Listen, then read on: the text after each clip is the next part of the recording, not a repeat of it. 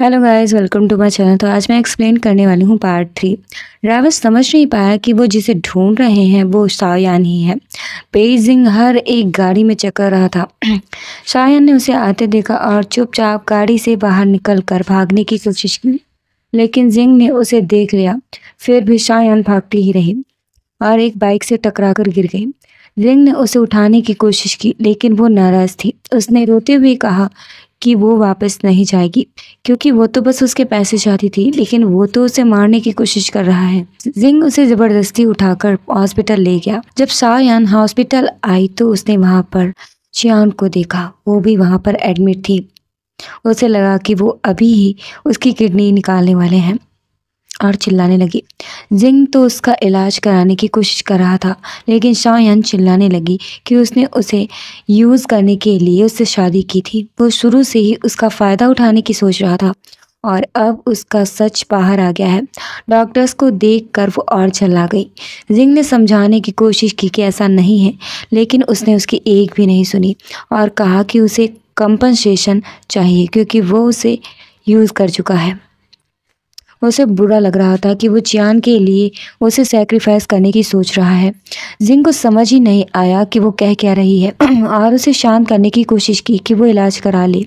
शायान ने उसकी एक भी नहीं सुनी और कहा कि वो अकेली नहीं है। तभी यिंग भी आ गई पुलिस ऑफिसर्स को लेकर।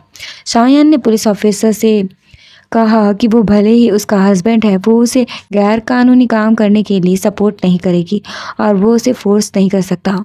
ऑफिसर ने भी उसका सपोर्ट किया और यिंग भी उसके साथ थी। शायान ने ऑफिसर को बताया कि वो उसकी किडनी निकाल कर उसकी गर्लफ्रेंड चियान को देना चाहता है। ये सुनते ही जिंग के होश उड़ गए।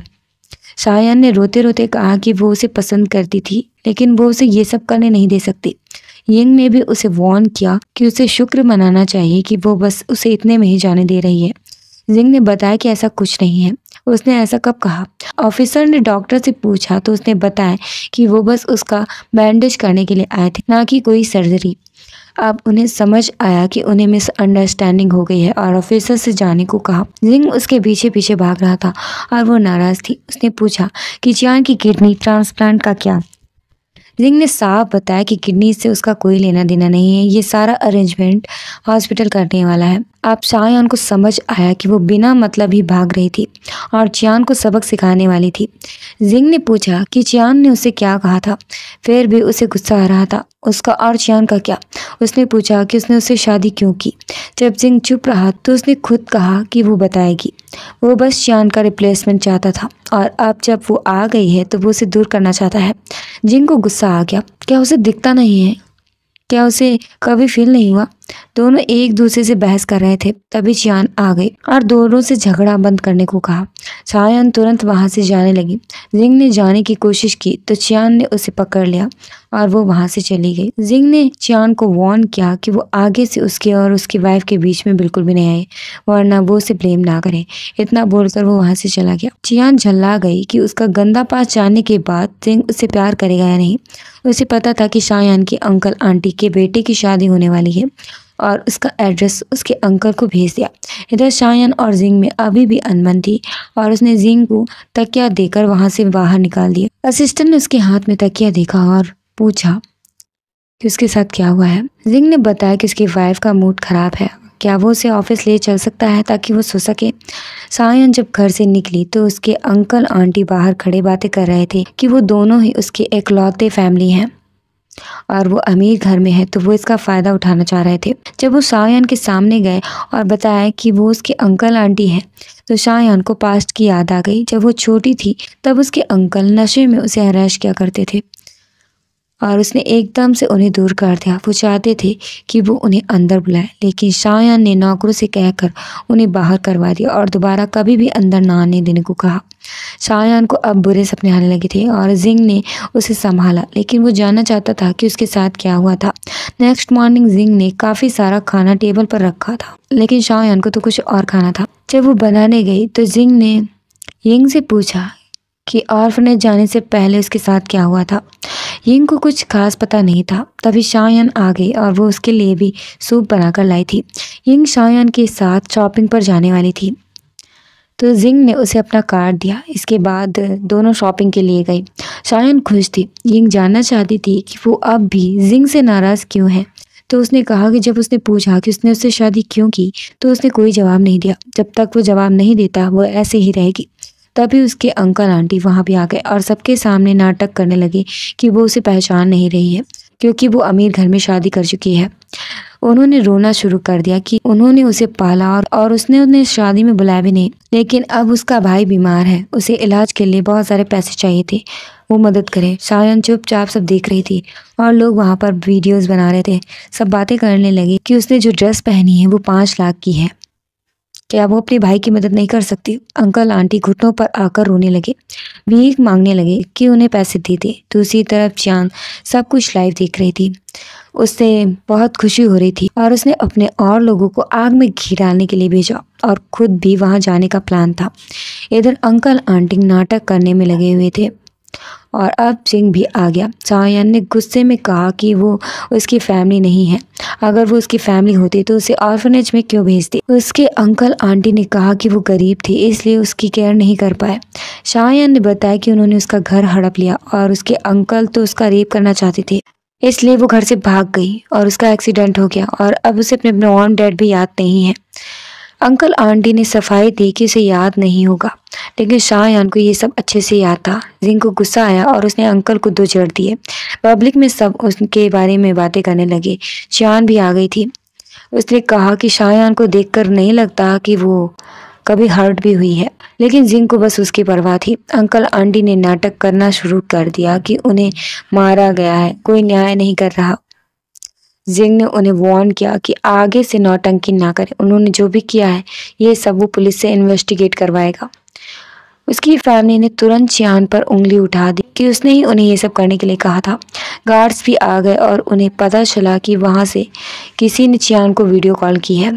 चियान सफाई पेश कर रही थी कि उसने ऐसा नहीं किया। उसने कहा कि उसकी फैमिली उससे मिलना चाहती थी और उसने उन्हें बस एड्रेस दिया है, लेकिन शायन को लगता है कि वो उसे हर्ट करना चाहती थी और जिंग ने भी उसका ही साथ दिया। चंद झल्ला गई और उसे अपना पुराना रिलेशनशिप याद दिलाया, लेकिन उसने उस रिलेशनशिप को पास्ट बताया और अब से उनका चियान से कोई लेना देना नहीं है।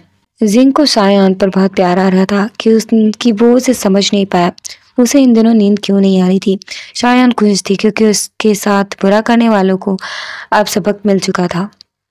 जिंग चाहता था कि उसकी यादें वापस आ जाए, क्योंकि वो उसका कई सालों से इंतजार कर रहा था। उसने उससे खुश रहने को कहा। तो फ्लैशबैक में दिखाया गया कि जिंग की ग्रैंड माँ चाहती थी कि वो शादी कर ले और काफी सारी ब्लाइंड डेट अरेंज कर चुकी थी, लेकिन जिंग को एक भी पसंद नहीं आई। उसकी माँ जानना चाहती थी कि उसे कैसी लड़की पसंद है ताकि वो ढूंढ सके।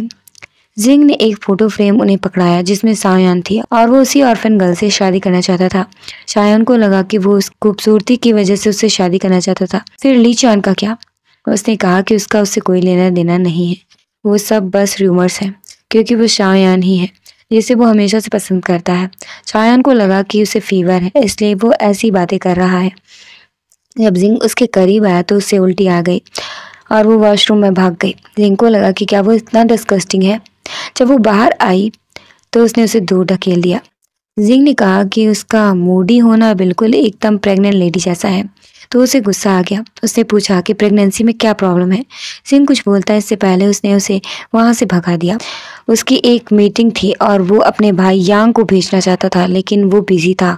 उसने कॉल किया तो उसने बताया कि वो डैड क्लास जाने वाला है, वो भी चले। और उसने बातों बातों में ये भी बता दिया कि उसकी वाइफ भी प्रेग्नेंट है। इसके बाद शायन और जिंग दोनों खाने पर थे और शायन को कुछ अच्छा खाना था, लेकिन जिंग ने उसे सूप दिया और कहा कि ये उसके बेबी के लिए अच्छा रहेगा। ये सुनकर वो चौंक गई। उसे खाना अच्छा नहीं लगा तो जिंग उसे अपने साथ स्कूल लेकर गया, जहाँ वो बास्केटबॉल खेला करता था और शायन उसे खड़ी होकर देखा करती थी। और उसने कहा भी कि जब वो वहाँ पर बास्केटबॉल खेलता था तो वो उसे देखती थी। क्या उसने कभी नोटिस किया? फ्लैशबैक में दिखाया गया कि जिंग हमेशा उसे देखता था और उसका वेट भी करता था कि कब वो उसके पास आएगी, लेकिन शायन का नाम सुनकर वो चली गई। प्रेजेंट में जब उसने बॉल खेली तो शायन को बहुत अच्छा लगा। इसके बाद जिंग उसे शॉप पर लेकर गया जहाँ पर शायान काम किया करती थी। वहाँ की शॉपकीपर जिंग को जानती थी। ये देखकर शायान को हैरानी हुई। एक्चुअली उस शॉप को बंद होने से जिंग नहीं बचाया था। इसका मतलब कि वो उसे लंबे समय से जानता था और उसकी पर्सनैलिटी भी। शायान को लगा कि वो इतने दिनों से बिना मतलब ही नाटक कर रही थी, सब बेकार चला गया। जिंग ने उससे पूछा कि क्या उसके पास कुछ कन्फेस करने को है। शायान ने बता दिया कि वो प्रेग्नेंट है। उसका कोई रिएक्शन नहीं था तो शायान समझ गए कि वो पहले से ही जानता है।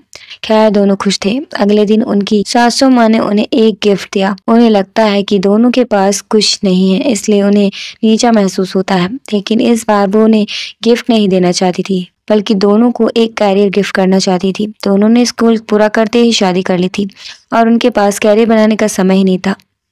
इसलिए इस बार उन्हें गिफ्ट में फैशन डिजाइनिंग और शायान को एक एनिमेशन कंपनी दे दी। दोनों बहुत खुश थे कि उन्हें ऐसी सास मिली और यहीं पर इस स्टोरी की हैप्पी एंडिंग हो गई। Thanks for watching guys, please like share comment and subscribe. तो मिलते हैं नेक्स्ट वीडियो में।